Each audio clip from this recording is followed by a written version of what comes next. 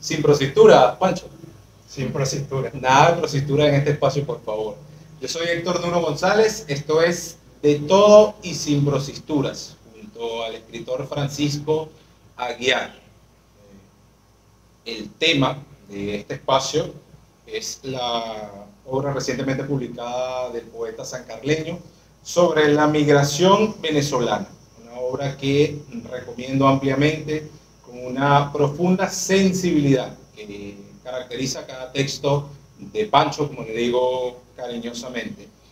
Una obra, Francisco, que si bien se puede tachar de un trabajo de investigación, yo creo que aquí lo que hay es una profunda sensibilidad humana plasmada en cada palabra, ¿no? Así es. Bueno, yo hago la obra por lo siguiente. O sea, una obra testimonial se requieren dos cosas. O ser protagonista o testigo. Y soy ambas. O sea, entonces yo me di a la tarea de hacer algo que según mi investigación poco se ha hecho. Y es que la mayoría de los que escriben de la migración venezolana, por lo general, no la viven. Entonces, como salí del país ya hace casi 7 años, pensé, bueno, si estoy acá en el extranjero y tengo las condiciones para escribir, voy a contar esto desde el hecho vivencial. Y bueno, que ahí fue el punto de partida para plasmar esta obra que tiene 46 temas migratorios y una entrevista. A modo de ensayo, ¿no? Sí, es un ensayo, netamente es un ensayo.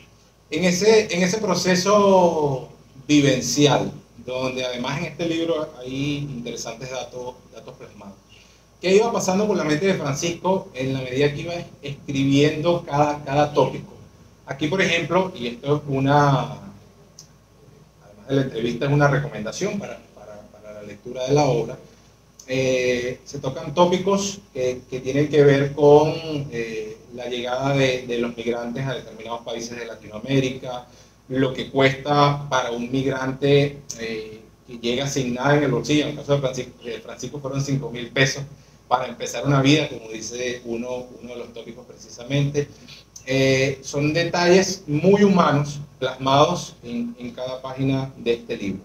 ¿Qué pasaba por la mente de Francisco? Porque cuando empiezas a escribir no hay un libro confeccionado, ¿no? Pero a medida que los ensayos se iban haciendo realidad, con esa pulcritud que te caracteriza al escribir, ¿qué pasaba por tu mente? ¿Llegabas a pensarlo como lo que hoy en día es un cuerpo uniforme? Fíjate, yo tengo algo y ese algo lo tengo por un consejo que me dio el profesor José Daniel. El maestro, o sea, él me dice que los temas se van dando. Entonces yo fui trabajando el libro sobre la marcha. O sea, en un inicio iba haciendo los textos y iba guardando. Hasta que en algún momento ya intuí que ya podía hacer un libro.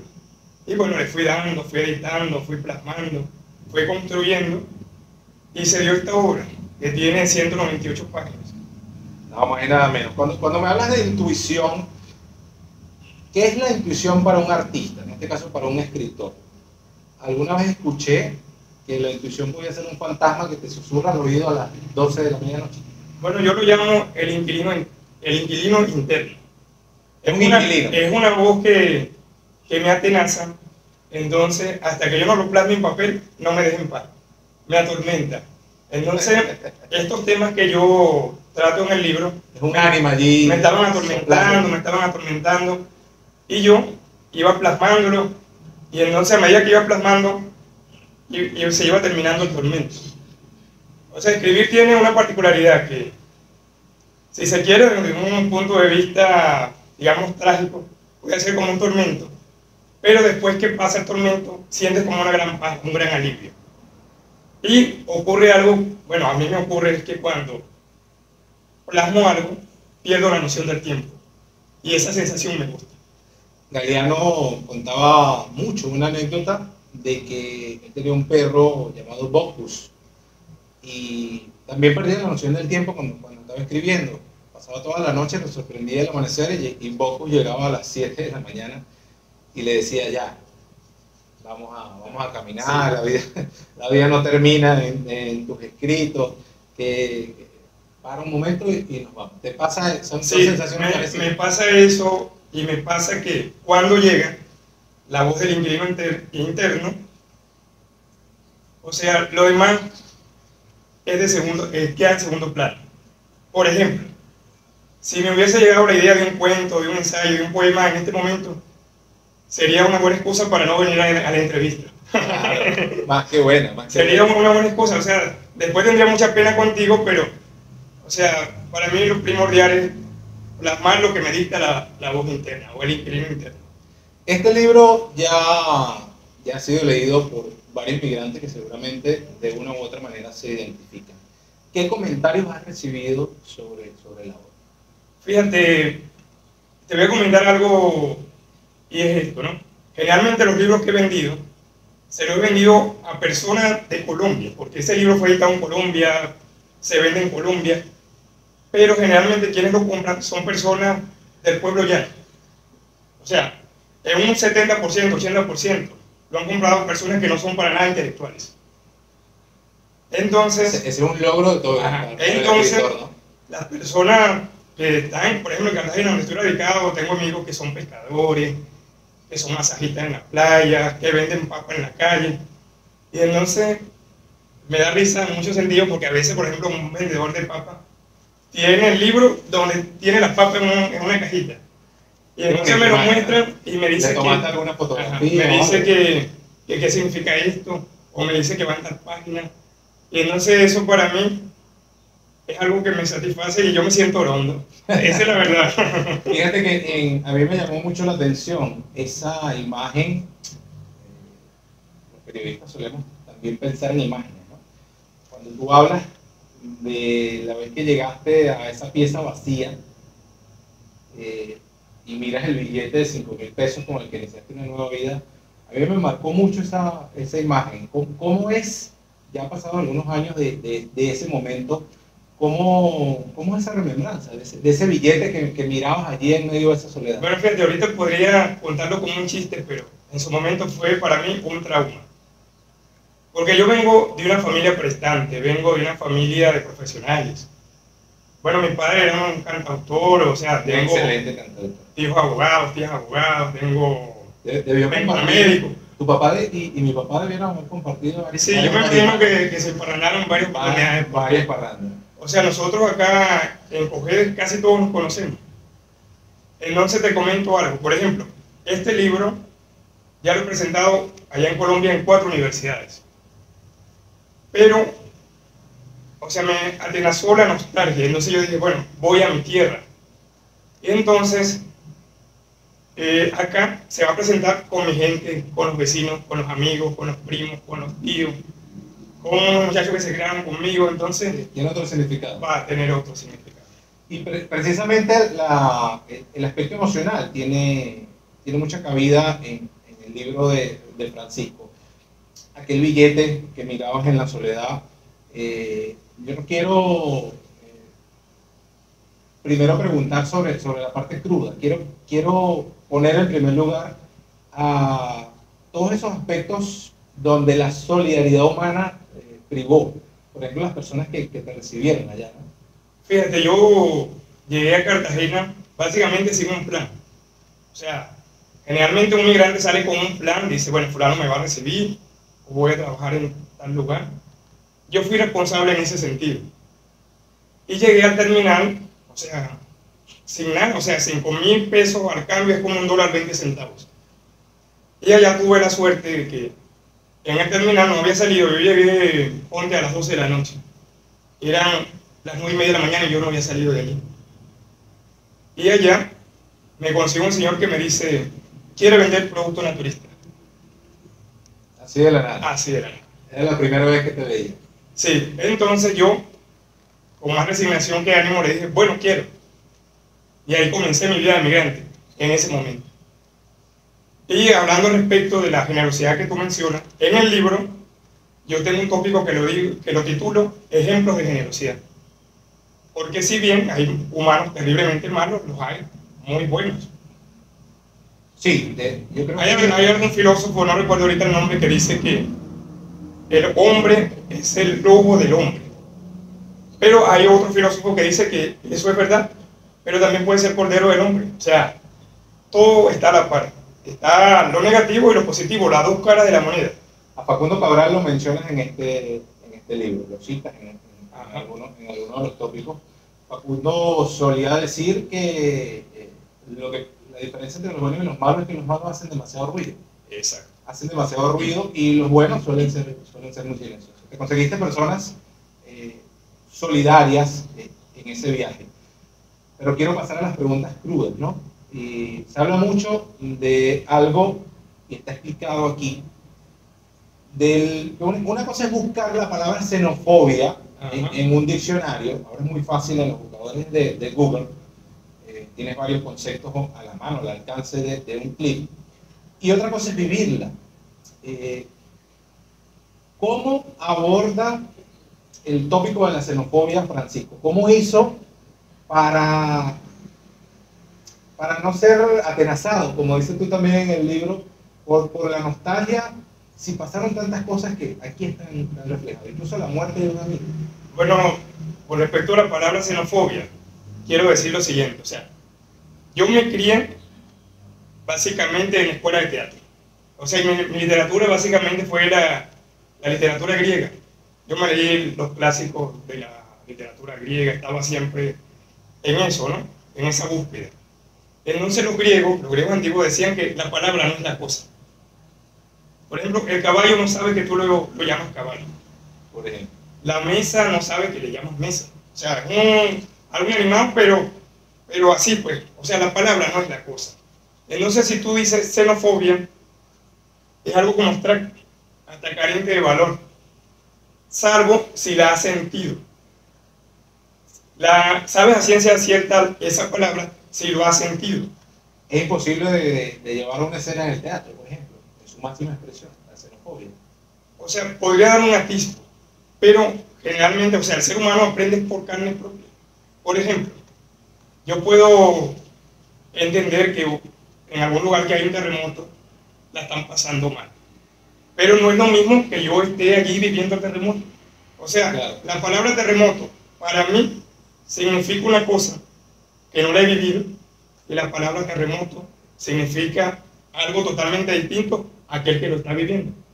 Entonces, a eso me refiero. O sea, en ese tópico que yo titulo xenofobia, hablo de una definición etimológica que es abstracta, que solamente puede comprender si la vive. Y la he vivido, obviamente. En Colombia, la mayoría de la gente no son xenófobos. Yo, o al menos desde mi criterio personal. Pero la he sentido. Y cualquier migrante venezolano... Es ruidosa, además, ¿no? Cualquier migrante venezolano, al menos en una oportunidad, lo ha sentido. Y la xenofobia, que en realidad sería aporofobia, que es básicamente el rechazo al pobre. Es una cosa muy difícil de definir. Porque, disculpa, no tiene que ver con condición social, no tiene que ver con la raza, el color de la piel, no tiene que ver con una ideología ni con una religión. Es algo muy difícil. Fíjate que tú haces hay una analogía, un comentario que haces en el libro, hablando de la xenofobia, en los tópicos, porque hay varios tópicos donde se toca la xenofobia, donde ejemplificas muy bien cómo, qué pasa cuando un venezolano, por adicción, está fumando marihuana en una plaza del casco histórico de Cartagena, y qué pasa si lo está haciendo un estadounidense. Exacto. Vivir eso y esa indignación que puede sentirse, ¿qué siente Francisco Aguiar en esos momentos? Si bien está plasmado aquí, hay cosas que no totalmente se pueden plasmar dentro. Claro, por ejemplo, en ese sentido, al final lo que prima es el dinero. Por ejemplo, hay algo que me parece espantoso, sobre todo en esa parte de Cartagena, que la quiero mucho. O sea, Cartagena básicamente es mi segunda casa. Entonces, hay algo que a mí me molesta, es que porque prima el dinero, a los turistas le dan cualquier clase de licencia. Por ejemplo, un turista puede entrar... Qué conveniente, ¿no? Un turista puede entrar perfectamente con un chorcito y una chancleta a una iglesia. O sea, y no puede ser, porque, o sea, todo tiene que ir acorde a todo. O sea, si yo voy a ir, aunque mucha gente dice que, bueno, a mí no me interesa lo que digan de mí, es mentira. Tú no vas a ir a unos 15 años en traje de baño. Tú vas a ir a unos 15 años vestido como para la ocasión. Claro. Tú no vas a ir al juego de béisbol, digamos que tú eres beisbolista, vestido como futbolista porque no encaja. Tú eres beisbolista y hay un uniforme acorde al béisbol, entonces todo tiene su nivel, su posición, un orden. La palabra sería un orden. Correcto. Y bueno, y disculpa, por ejemplo, la palabra aporofobia, generalmente el rechazo a nosotros los venezolanos, si se puede llamar rechazo, es porque generalmente se enfocan en el venezolano que migra pobre, pero que no necesariamente es así. Hay venezolanos con mucho dinero que han salido del país. De hecho, que están emprendiendo en otros lugares y en vez de ser parte del problema son parte de la solución. Porque arman un emprendimiento y le dan trabajo a los nativos de tal país. Que yo conozco muchos casos. Y por ejemplo, conozco un caso de unos maracuchos que pusieron, o sea, carritos para caliente en toda la ciudad y le dan trabajo a 30 personas. Entonces, de los cuales 15 son cartageneros y 15 son venezolanos. Entonces, esas personas proactivas son parte de la solución, pero de ello no se habla casi. Los medios no le dan un espacio. No, esa es justamente una pregunta que te iba a hacer antes de tocar el tópico del vacío emocional que siempre carga un migrante en su maleta, si no es paradójico decir que uno carga un vacío en la maleta, ¿no? El tema con los medios de comunicación, y como periodista lo puedo decir con propiedad, ¿a qué cosas se le da prioridad, no? Hay cosas tan bellas que deberían ser prioridad y hay cosas tan perversas que salen todos los días en los periódicos, en redes sociales, en todas partes. Bueno, lo que pasa es que, vamos a usar una palabra fuerte, el amarillismo vende. Volviendo al tema de lo que decía Facundo Cabral, o sea, una noticia buena no causa conmoción, pero una bomba, no sé, una guerra, o la guerra en Ucrania, eso es un titular. Hay una especie de morbo en cierta cantidad de personas, ¿no? Yo creo que es algo mundial, el morbo vende mucho. Sí, el morbo vende mucho. Son cosas que tienen que ver con las estructuras de los medios de comunicación. Aquí se habla en el libro sobre la migración venezolana de un aspecto importantísimo, para mí el más importante, el que más me conmovió, y es el que tiene que ver con el vacío emocional que genera la migración, los que se van y los que se quedan. Shakira, en el soundtrack de El amor en los tiempos del cólera, se lo hizo especialmente García Márquez, por la petición de García Márquez. Ella dice en una canción: cuando alguien se va, el que se queda sufre más. Cuando alguien se va, el que se queda sufre más. No sé si es tanto de esa manera, pero inevitablemente ambos sufren, ¿no? Creo que lo has vivido sí, y además aquí se recogen testimonios también importantes. O sea, se sufre en ambas partes. Por ejemplo, yo tengo para mí, y lo digo porque soy artista, yo me visualizo, o yo me sé artista. El artista es la tierra. O sea, yo soy la tierra. Entonces, básicamente, una de las grandes nostalgias que yo tuve, ¿cómo decir? O que tengo al vivir en el extranjero, es que toco la tierra y no es la tierra. O sea, y eso tu tierra. Eso me genera... A pesar de que Cartagena de Indias tiene las características del trópico suramericano. Bueno, pero fíjate, o sea... Calor... Pero yo soy llanero. Y la tierra del llano es muy distinta. Básicamente, allá estaba como la tierra es arenosa, es harina. La costa, la colombiana. Entonces, por ejemplo, hay algo que me impresiona. Por ejemplo, allá en Cartagena se da mucho el mango. Pero, porque tiene una tierra distinta a la nuestra, los mangos son chiquiticos. Y aquí, por ejemplo, ahorita que camino por todos lados, veo esos mangos enormes. Y un anillo de un mango nuestro sobrepasa esto. Allá no, allá un anillo chiquitico. Y básicamente la altura son como de 3 metros. Aquí puede tener, no sé, 8, 9 metros. ¿Y el dulce? No, nada que ver. Es simple. Por eso es que yo allá, o sea, allá en Cartagena tengo cosas maravillosas, ¿no? Pero el mango no lo pruebo.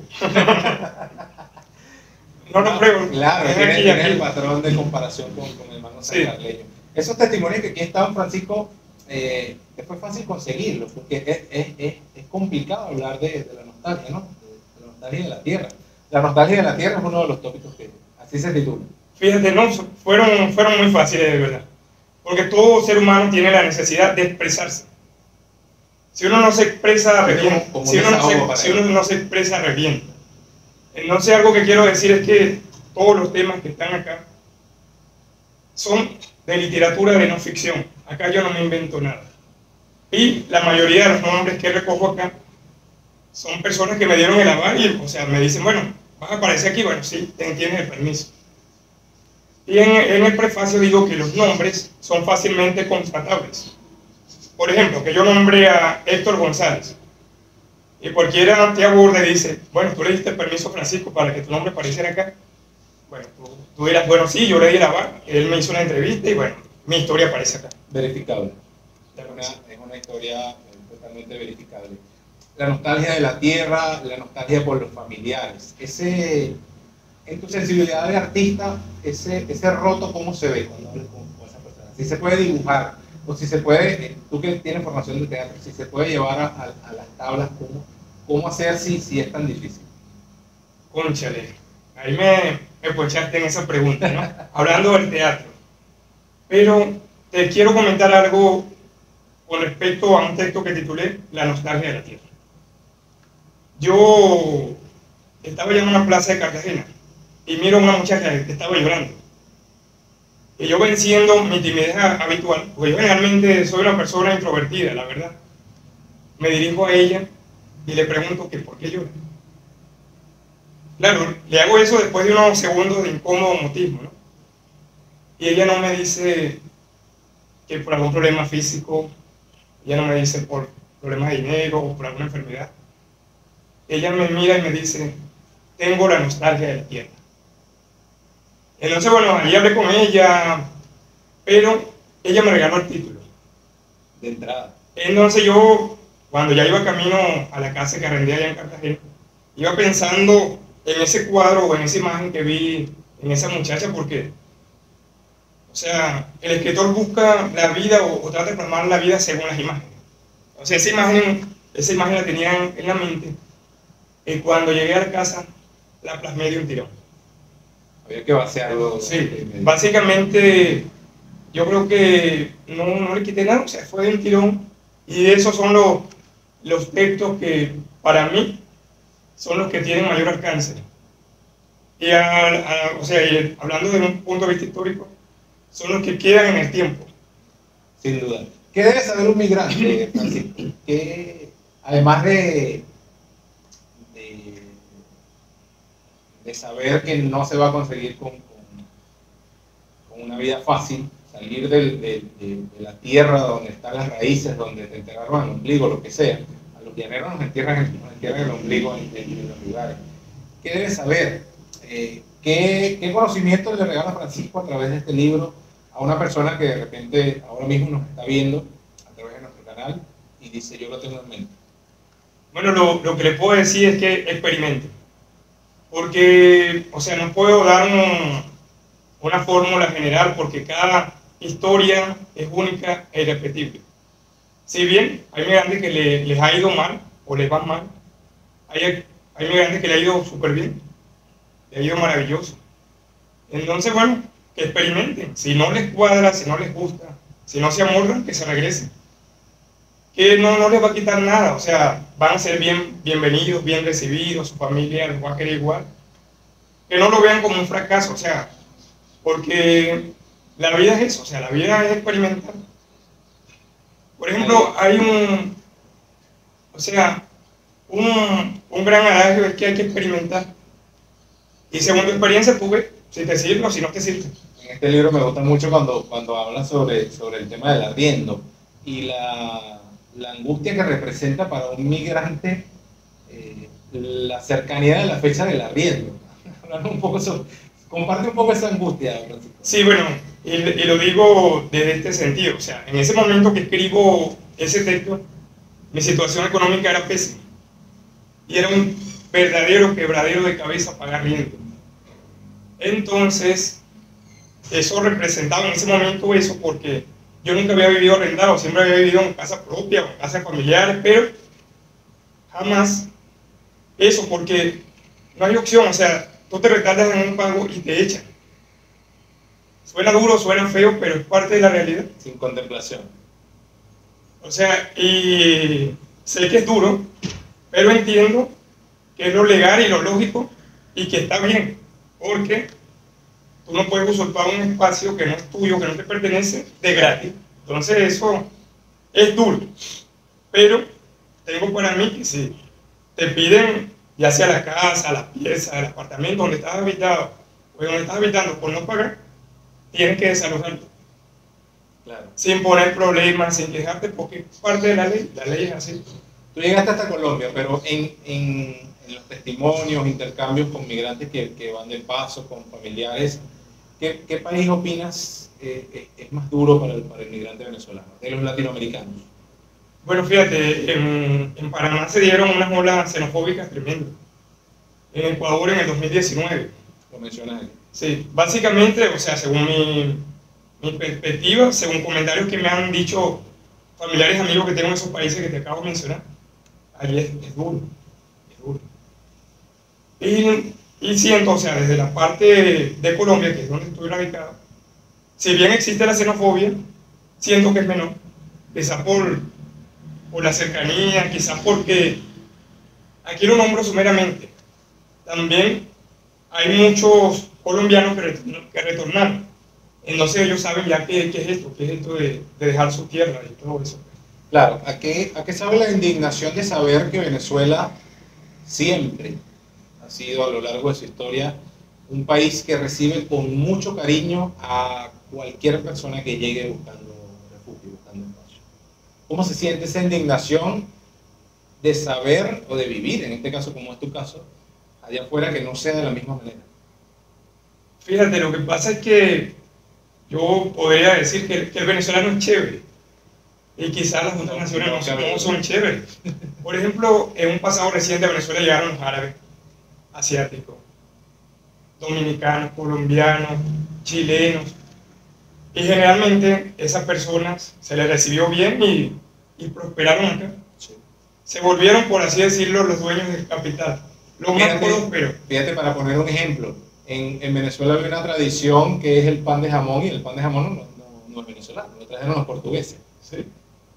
Y eso tiene y bueno, algunas nosotros, décadas. o sea, también, o sea, lo que pasa es que las migraciones se han dado a lo largo de la historia en todas las épocas. Y si bien tienen cosas malas, también tienen cosas buenas, porque... El 1% que se menciona. Cosas buenas porque tú absorbes otras culturas y las vuelves propias.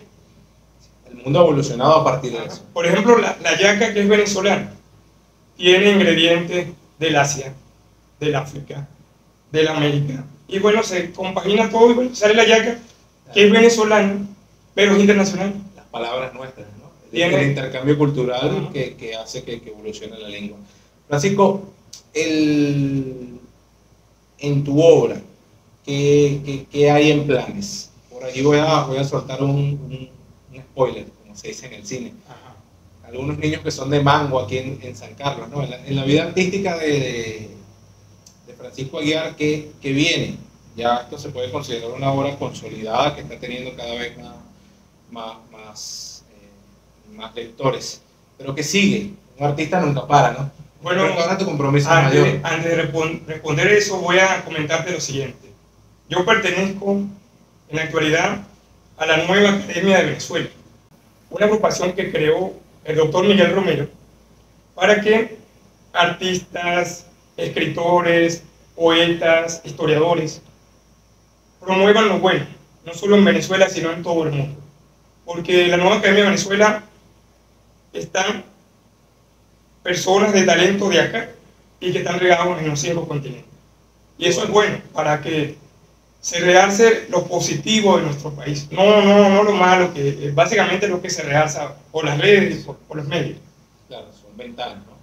Y con respecto a la pregunta que tú me mencionas sobre esta obra, tengo 2 cosas a mediano plazo. Es la siguiente. Me gustaría que se pueda vender por Amazon. para que los venezolanos que están regados en el mundo la puedan adquirir. Esa sería básicamente Es un paso a dar. sí, la que tengo más cercana. Y la segunda, que se traduzca al inglés, porque el inglés hoy día es el idioma que más se usa, el que más hablan las personas en el mundo, la que más se estudia. Entonces me gustaría que las personas que puedan hablar inglés o que sean de países de habla inglesa, la puedan leer, la puedan absorber, la puedan interpretar, la puedan analizar, para que comprendan, si cabe la palabra, nuestra migración. Al menos desde la parte etimológica, de la parte de la palabra, desde la parte literaria, porque es una obra literaria. Entonces, bueno, eso. Quiero que se traduzca al inglés y quiero vender la obra por Amazon, o que se venda por Amazon. Porque fíjate, por ejemplo, más universal. en Colombia se puede adquirir, se puede mandar por encomienda a cualquier lugar de Colombia. Acá, en San Carlos, que es mi tierra, me traje 80 libros en una maleta. Acá se la puedo vender, o se la estoy vendiendo a los mismos amigos, vecinos, personas que se quedan conmigo. Pero, por ejemplo, tengo este problema. Tengo amigos en Italia, tengo amigos en España, en Estados Unidos, tengo 2 hermanos. Entonces me piden la obra y por los momentos no la pueden leer, pero pronto va a ser. Eso va. Que así sea. Sí, y lo otro que me preguntas, ¿qué otra obra tengo para realizar en planes? Tengo un canto a Venezuela, un canto a Cojedes, que lo titulo Los Niños de Mar. Ya lo estoy trabajando.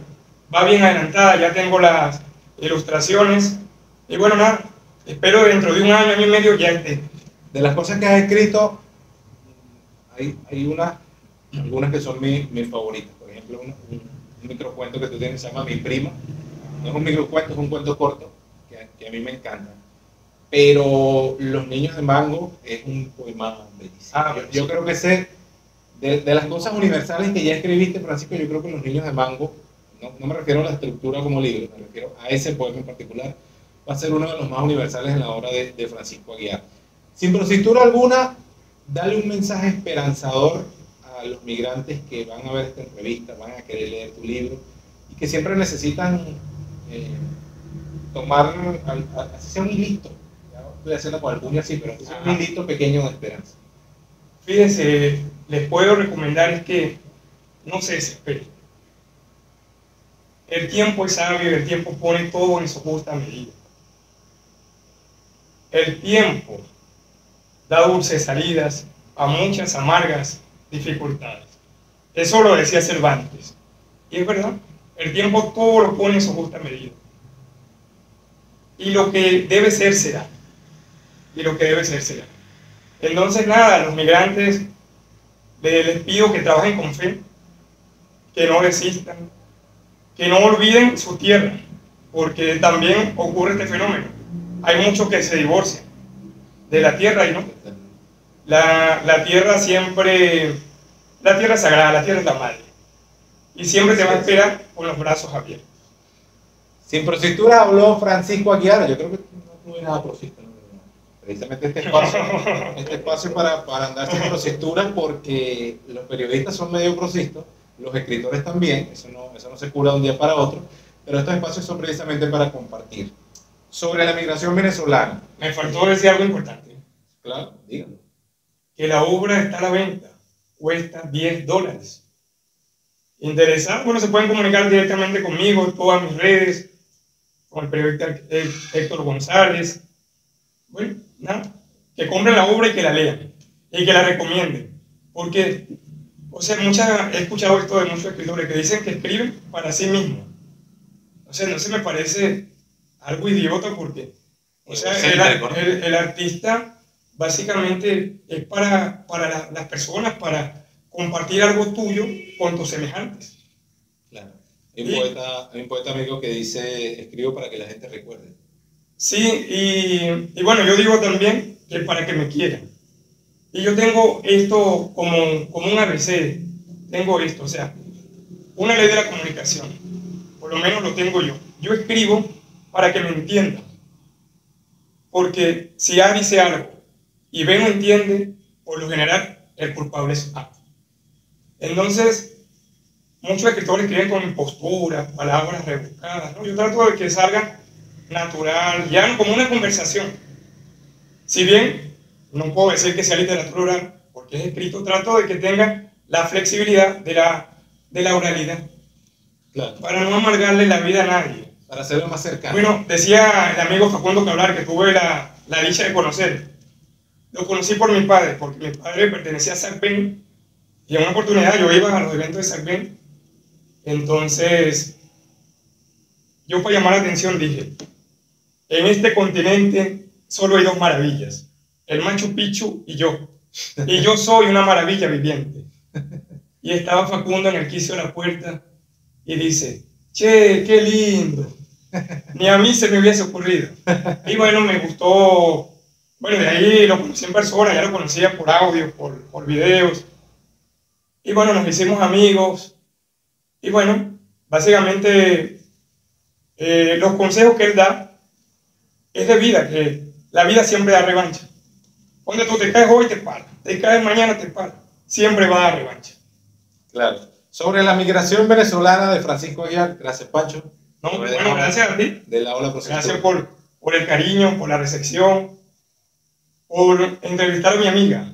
Que tengo una amiga reportera que es de Noticias CDP, que entrevistó, no, ella me entrevistó al periodista del noticiero de Venevisión. Entonces, bueno, no, agradecido por mi entrevista y por permitir que mi amiga te entrevistara. Un abrazo para todos. Bueno, pues, saludos a todos. Quiero a la gente de Coger, a la gente de Venezuela. Y bueno, nada, la obra está disponible. $10 para que la lean. Bueno.